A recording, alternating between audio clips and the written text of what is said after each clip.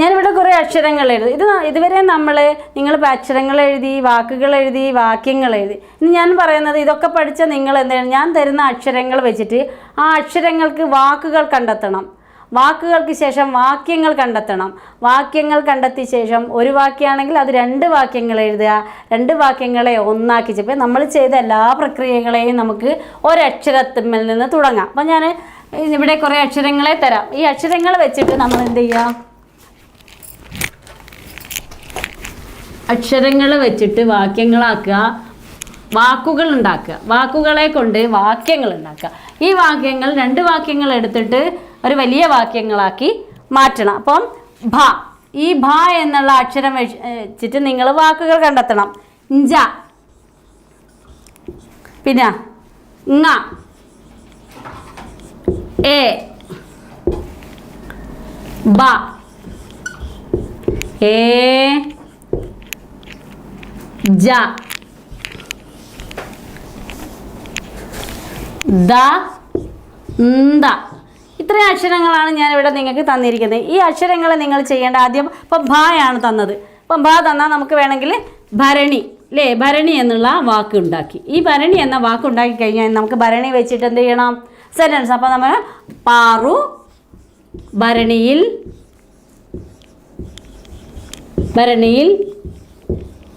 എന്ത് ചെയ്തു, മിഠായി ഇട്ടു.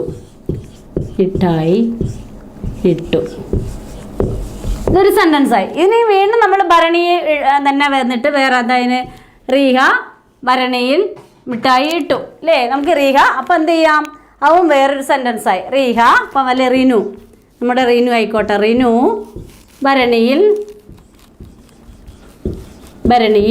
മിഠായി ഇട്ടു. ഇപ്പം നമ്മൾ 2 സെൻറ്റൻസ് എഴുതിയില്ലേ.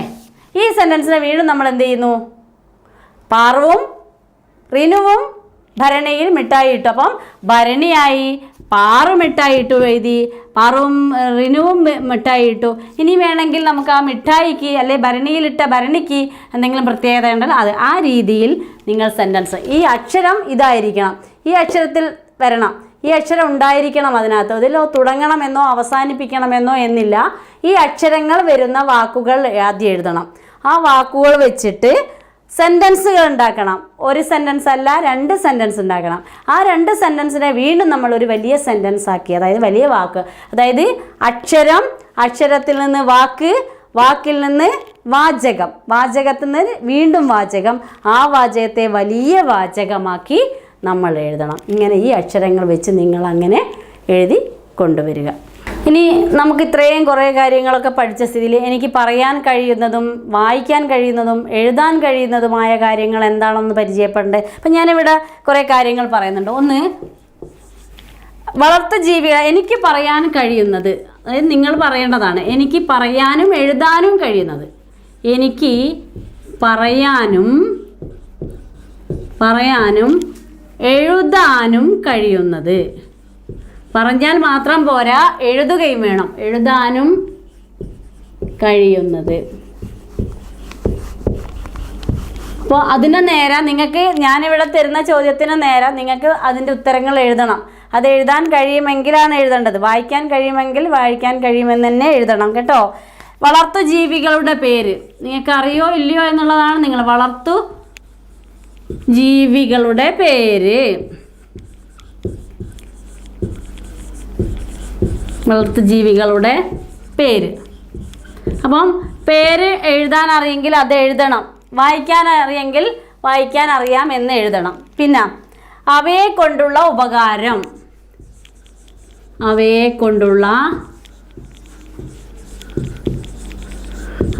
കൊണ്ടുള്ള അറിയെങ്കിലാണ് എഴുതേണ്ടത് കേട്ടോ. വായിക്കാനും എഴുതാനും അറിയാമോ എന്നാണ്.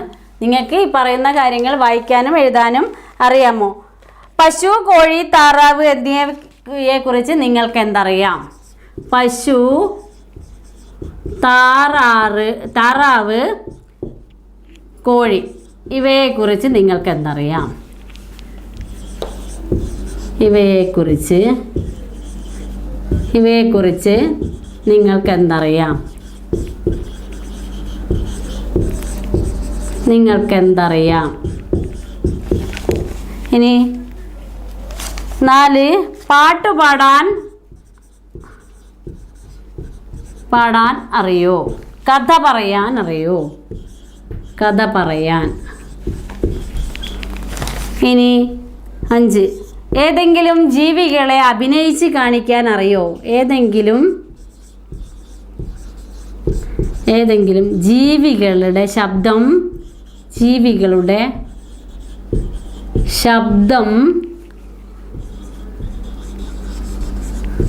അഭിനയിക്കാൻ അറിയാമോ? അഭിനയിക്കാൻ അറിയാമോ? അപ്പോൾ ഇത്രയും കാര്യങ്ങൾ, അതായത് വളർത്തുജീവികളുടെ പേര് എഴുതാനും വായിക്കാനും അറിയോ? അവയെ കൊണ്ടുള്ള ഉപകാരം എന്താണെന്ന് എഴുതാനും വായിക്കാൻ അറിയാമോ? പശു, താറാവ്, കോഴി ഇവയെക്കുറിച്ച് നിങ്ങൾക്ക് എന്തെല്ലാം അറിയാം?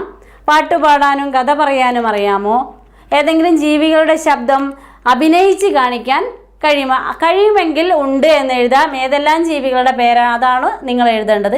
ഇത് നിങ്ങൾ എഴുതി പൂരിപ്പിച്ച് ഇതിനനുസരിച്ച് ഇപ്പം ഏതെങ്കിലും ജീവികളുടെ ശബ്ദം അഭിനയിക്കാൻ കഴിയുമെങ്കിൽ അത് നിങ്ങൾ അഭിനയിച്ച് കാണിക്കണം. ഇതാണ് ചെയ്യേണ്ടത്. ഇനി നമ്മളെ കിളികൾ ഒത്തുകൂടുകയാണ്. കൂട്ടുകാരെ കൂട്ടുകാരാൻ ഒത്തുകൂടാൻ വായോ? കൂട്ടുകാരെ കൂട്ടുകൂടാൻ വായോ? വട്ടമിട്ടു കൈപിടിച്ച് പാട്ടുപാടാൻ വായോ? കൂട്ടുകാരെ ഒത്തുകൂടാൻ വായോ എന്ന് പറഞ്ഞുകൊണ്ട് നമ്മുടെ കിളികൾ ഒത്തുകൂടുക. ഏതെല്ലാം കിളികളായിരിക്കാം ഒത്തുകൂടിയിരിക്കുന്നത്? ഒത്തുകൂടിയ കിളികളുടെ പേര് പറയാമോ? അപ്പം എവിടെയാണ് നമ്മൾ അറിയേണ്ടത്? കിളികൾ ഒത്തുകൂടുകയാണ്. ഏതെല്ലാം കിളികളാണ് ഒത്തുകൂടിയത്? കൂട്ടുകാരെ ഒത്തുകൂടാൻ വായോ എന്ന് പറഞ്ഞ് വിളിച്ചിട്ടുണ്ട്. അപ്പം നമുക്ക് ഏതെല്ലാം കിളികളുടെ പേരറിയാം? പറഞ്ഞോളൂ. കോഴി നമ്മൾ പരിചയപ്പെട്ടതാണ്. കോഴി, താറാവ്, തത്ത. ഇനി നിങ്ങൾ ഇതേപോലെ ഒത്തുകൂടിയ പക്ഷികളുടെ പേരുകൾ എഴുതുക. ഒത്തുകൂടിയ പക്ഷികളുടെ പേരുകൾ എഴുതുക. നിങ്ങൾക്ക് പട്ടം ഉണ്ടാക്കാൻ അറിയാവോ? പട്ടം പറത്താറില്ലേ നമ്മൾ? ആകാശത്തിലേക്ക് പട്ടം പറത്തുക. അപ്പോൾ ആകാശത്തിലേക്ക് പട്ടം പറത്താൻ നമുക്ക് പട്ടങ്ങൾ നിർമ്മിക്കാം. അപ്പോൾ ഓരോരുത്തരായിട്ട് പട്ടങ്ങൾ, നിങ്ങൾ ഓരോരുത്തരായിട്ടും ഓരോ പട്ടങ്ങൾ നിർമ്മിക്കുക. എന്നിട്ട് നമുക്ക് എന്ത് ചെയ്യാം? ആ പട്ടത്തിൻ്റെ പുറത്ത് ഞാൻ പറയുന്ന കുറേ അക്ഷരങ്ങളുള്ള പട്ടങ്ങളാവട്ടെ. ആ അക്ഷരങ്ങളുള്ള പട്ടങ്ങൾ നിങ്ങൾ ഉണ്ടാക്കിയിട്ട് അല്ലെങ്കിൽ നിങ്ങൾ സ്വന്തമായിട്ട് നിങ്ങൾക്ക് ഇഷ്ടമുള്ള അക്ഷരങ്ങളായിക്കോട്ടെ, ഞാൻ പറയാതെ തന്നെ നിങ്ങൾക്ക് ഇഷ്ടമുള്ള അക്ഷരം തിരഞ്ഞെടുക്കാം. ആ അക്ഷരം തിരഞ്ഞെടുത്തിട്ട് ആ അക്ഷരമുള്ള പട്ടം ഉണ്ടാക്കുക. എന്നിട്ട് എല്ലാ പട്ടവും കൂടി എന്ത് ചെയ്യുക? ഒന്നിച്ച് പിടിച്ചിട്ട് നമുക്ക് മേലോട്ട് പറത്താം. ആകാശത്തിലേക്ക് പറത്തിയിട്ട് നിങ്ങളുടെ കയ്യിലുള്ള പട്ടത്തിൻ്റെ അറ്റം ഉണ്ടാവില്ലേ ഒന്നിച്ചുള്ള, ഓരോ കളറുള്ളതായിരിക്കണം. ആ കളറുള്ള പട്ടം നമ്മളിങ്ങനെ ഓരോ അക്ഷരങ്ങളിലൂടെ ഇങ്ങനെ പിടിച്ച് താഴ്ത്തുക. അപ്പം ചായ എന്ന അക്ഷരമുള്ള പട്ടം ഏത് നൂലിലാണോ കെട്ടിയത് അതായിരിക്കണം. ഒന്നിച്ച് പിടിച്ചിട്ട് ആ കളറിലുള്ള നൂലുള്ള പട്ടം നമുക്കിങ്ങനെ താഴ്ത്തി എടുക്കാം. അപ്പോൾ പട്ടം പറത്തി കളിക്കാം. ഇഷ്ടമുള്ള അക്ഷരങ്ങളുള്ള പട്ടം പറത്തിയിട്ട് മേലോട്ട് ആകാശത്തിലേക്ക് വിട്ടിട്ട് നിങ്ങൾ ആ നൂല് കാണുക. ഏതാണോ പട്ടം, ഇപ്പം ചുമന്ന നിറത്തിലുള്ള ചായ ആണെങ്കിൽ ആ പട്ടത്തിൻ്റെ അറ്റത്ത് കളർ എന്തായിരിക്കണം? ചുമപ്പായിരിക്കണം. അങ്ങനെയുള്ള നൂല് വലിച്ചിട്ട് ഓരോ അക്ഷരങ്ങളെയും കണ്ട് താഴോട്ട് വലിക്കുക. ഇങ്ങനെ പട്ടം പറത്തി കളിക്കാം. നമുക്കൊരു കഥ പറയാം. നിങ്ങൾ കേട്ടിട്ടുണ്ടാവും, കടുവയെ തിന്ന മാൻ അല്ലേ? സാധാരണ മാനിനെ തിന്ന കടുവയെക്കുറിച്ചല്ലേ നിങ്ങൾ കേട്ടിട്ടുള്ളൂ. നമ്മളിപ്പോൾ പറയാൻ പോകുന്നത് കടുവയെ തിന്ന മാൻ. എങ്ങനെയാണ് മാൻ കടുവയെ തിന്നത് എന്നുള്ളത്. നമ്മുടെ ബിമ്മിമാൻ പുൽമേട്ടിൽ ഇങ്ങനെ ഇളം പുല്ല് തിന്ന് നടക്കുക. ബിമ്മിമാനും കുഞ്ഞുങ്ങളും കൂടി ഇങ്ങനെ പുൽമേട്ടിൽ മേഞ്ഞുകൊണ്ടിരിക്കുകയാണ്, പുല്ല് തിന്നുകൊണ്ടിരിക്കുകയാണ്. കുറേ ഇങ്ങനെ തിന്നുകൊണ്ടിരിക്കുമ്പോഴാണ് പെട്ടെന്ന് എന്ത് ചെയ്യുന്നു? കാറ്റും മഴയും വരികയാണ്. എവിടേക്കാണ് പോകേണ്ടതെന്ന് தெரிയാതെ നിൽക്കുന്ന സമയത്ത് ഒരു ഗുഹകാണ്. അത് അവിടുത്തെ കടുവയുടെ ഗുഹയായിരുന്നു. ഇത് അറിയാതെയാണ് നമ്മുടെ ബിമ്മിമാൻ എന്ത് ചെയ്തത്? ആ ഗുഹയുടെ അകത്തേക്ക് കയറി ചെല്ലുന്നത്. ആ അകത്ത് കയറി അമ്മയും മക്കളും കൂടി അതിനകത്ത് ഇങ്ങനെ ഇരുന്നു. മഴ ഏകദേശം കുറഞ്ഞു. ആ സമയത്താണ് പുറത്ത് കടുവയുടെ ശബ്ദം കേൾക്കുന്നത്. പുറത്തേക്ക് നോക്കുമ്പോഴാണ് അത് കാണുന്നത്, ആര്, കടുവ വരുന്നത്. അപ്പോഴേക്കും കുഞ്ഞുങ്ങളെല്ലാം ഉറങ്ങിക്കഴിഞ്ഞിട്ടുണ്ട്. മിമ്മിക്കും ഉറക്കം വന്നിരുന്നു. ആ സമയത്ത് മക്കളെ നോക്കി കിടക്കുകയാണ്. ആ സമയത്താണ് പുറത്തേക്ക് നോക്കുമ്പോൾ ദൂരെ നിന്ന് കടുവ വരുന്നുണ്ട്. അപ്പം എന്താണ് ചെയ്യുക? അപ്പം അവൻ്റെ ഗുഹയിലേക്കാണ് വരുന്നത്, എന്ത് ചെയ്യും എന്നുള്ള പേടിയിൽ ഇങ്ങനെ ഇരിക്കുമ്പോഴാണ് അടുത്തൊന്ന് കടുവ അടുത്ത് വന്നുകൊണ്ടിരിക്കുന്നു. ആ സമയത്ത് ബിമ്മി പറഞ്ഞു, മക്കളെ പെട്ടെന്ന് കൊമ്പ് കൊണ്ട് കുത്തി. ബിമ്മി കൊമ്പ് കൊണ്ട് കുത്തിയപ്പം വീട്ടിൽ കരയാൻ തുടങ്ങി. നമ്മുടെ ഈ മാൻ്റെ കുട്ടികളൊക്കെ കരയാൻ തുടങ്ങി. അപ്പോൾ കരയുമ്പം ബിമ്മി പറഞ്ഞു, എന്തിനാണ് ഇങ്ങനെ കരയുന്നത്? ഇന്നലെയും ഒരു കടുവയുടെ ഇറച്ചി തന്നിട്ടില്ലേ? വിശന്ന് കരഞ്ഞിട്ട് ഇനി എന്നും കടുവയുടെ ഇറച്ചി തരാൻ പറ്റുമോ എന്ന് ചോദിച്ചു. ഇത് കേട്ട കടുവ പേടിച്ചു പോയി. എന്നേക്കാൾ ഭീകരമായൊരു ജീവിയാണ് ഇതിനകത്തുള്ളത് എന്ന് ആര് വിചാരിച്ചു? നമ്മുടെ കടുവ വിചാരിച്ചു. അത് കേട്ട് ജീവനം കൊണ്ട് കടുവ ഓടിപ്പോയെന്ന സമയത്താണ് നമ്മുടെ ആര് കാണുന്നത്? ജംബുക്കുറുക്കനെ ഇത് കാണുന്നത്. ജംബുക്കുറുക്കൻ നമ്മുടെ മിമ്മിയെ പരിഹസിച്ചു. അങ്ങനെയൊന്നുമല്ല, നീ വെറുതെ പറയുകയാണ് എന്നൊക്കെ പറഞ്ഞ് പരിഹസിച്ചു. അല്ല, എന്നെക്കാട്ടും ഭീകരനായ ഒരു ജീവി ആ ഗുഹയ്ക്കകത്തുണ്ട്, അതുകൊണ്ട് ഞാൻ അങ്ങോട്ട് പോവില്ല, എന്നാൽ നമുക്ക് രണ്ടാൾക്കും കൂടി പോവാം എന്ന് പറയും. വേണ്ട, ഞാൻ വരുന്നില്ല, നീ പോയിക്കോ. അത് വേണ്ട, നമുക്ക് ഒരു കാര്യം ചെയ്യാം, നമ്മൾ രണ്ടാളുടെയും വാല് കെട്ടിയിട്ടിട്ട് പോവാം. അപ്പം അങ്ങനെ കടുവ തയ്യാറായി. രണ്ടുപേരും കൂടി വാല് കെട്ടി ഗുഹയുടെ അടുത്തേക്ക് പോയി. ആ സമയത്ത് ആര് കാണുന്നുണ്ടത്?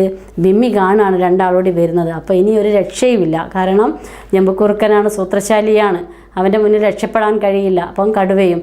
അപ്പോൾ ഇനി എന്ത് ചെയ്യും എന്നുള്ളത് അറിയാതെ ഭയങ്കര പ്രയാസത്തിൽ ഇങ്ങനെ നിൽക്കുമ്പോൾ ഒരു സൂത്രം കണ്ടുപിടിച്ചു.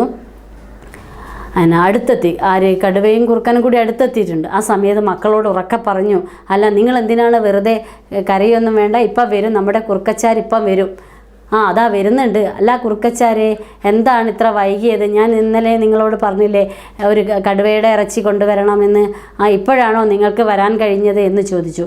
അത് കേട്ട കടുവ വിചാരിച്ചു നമ്മുടെ കുറുക്കൻ ആരെ പറ്റിച്ചതാണ്, കടുവയെ പറ്റിച്ചതാണെന്ന് വിചാരിച്ച് കടുവ തിരിഞ്ഞ് ഓടാൻ നോക്കുമ്പോൾ എന്താ സംഭവിച്ചത്? നമ്മൾ പറഞ്ഞ വാല് കെട്ടിയിട്ടിട്ടുണ്ട് അല്ലേ?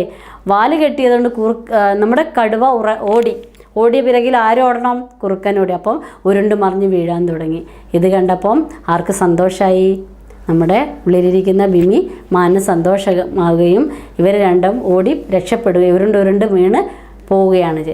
പിന്നീട് എന്തായിരിക്കും സംഭവിച്ചത്? ഈ ബിമ്മിമാന് എങ്ങോട്ട് പോയി? അതിനുശേഷം നമ്മുടെ ഈ കടുവച്ചാരും അതുപോലെ തന്നെ കുറുക്കനും കൂടി എന്തായിരിക്കും പറഞ്ഞത്? പിന്നീട് എന്തായിരിക്കും ഈ കഥ സംഭവിച്ചത്? ഈ കഥയ്ക്ക് മറ്റൊരു കഥ, അതായത് ഇതിന് ശേഷമുള്ളൊരു കഥ നിങ്ങൾ സ്വന്തമായിട്ട് എഴുതുക.